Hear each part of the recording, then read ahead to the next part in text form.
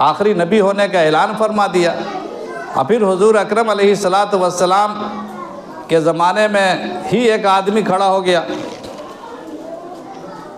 Musaylima, कबीले बनु हनीफ़ का, हनीफ़ी के नाम पर एक कबीला था। हनीफ़ की जो बिरादरी है बनु इब्ने हनीफ़, और वो कबीले बनु हनीफ़। तो इब्ने हनीफ़ के बजाय बनु हनीफ़ा के कबीले का एक आदमी मुसैलमा, उसने सरकार दो आलम सल्लल्लाहु अलैहि वसल्लम के ज़माने में अपनी रसालत और नबूवत का उसने ऐलान किया, बल्कि रसूलुल्लाह सल्लल्लाहु अलैहि वसल्लम से खुद मशवरा तलब किया।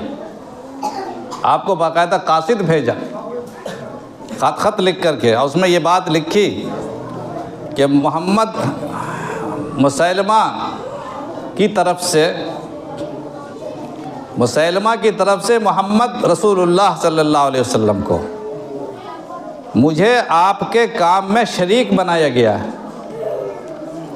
इसलिए अब आप और हम दोनों मिल करके काम करेंगे।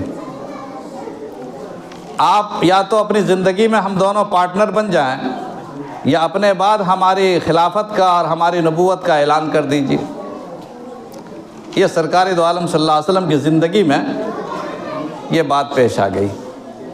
रसूल अकरम अलैहिस्सलातु वस्सलाम के सामने वो ख़त पेश किया गया और आपने उस ख़त का जवाब लिखवाया, और आपने ये उसमें मुसैलमा को आपने लिखा कि मैं मुहम्मदिन रसूलिल्लाह इला मुसैलमतल कज़्ज़ाब, फरमाया कि मोहम्मद रसूलुल्लाह की जानिब से मुसैलमा कज़्ज़ाब की जानिब, झूठा है ये इंसान। और फिर मुसैलमा कज़्ज़ाब के झूठा होने का आपने ऐलान फरमाया, और आपने कासिद के ज़रिए ख़त भेजा उस शख्स को।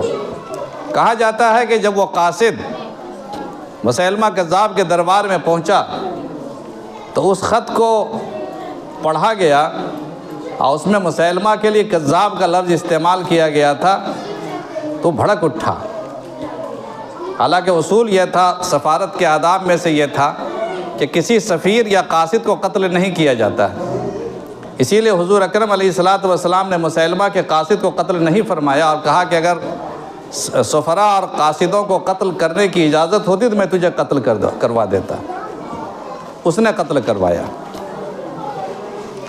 और फिर सरकार दो आलम सल्लल्लाहु अलैहि वसल्लम की ज़िंदगी में उसका ख़ात्मा नहीं हो सका, लेकिन आपने उसके झूठा होने का ऐलान फरमाया।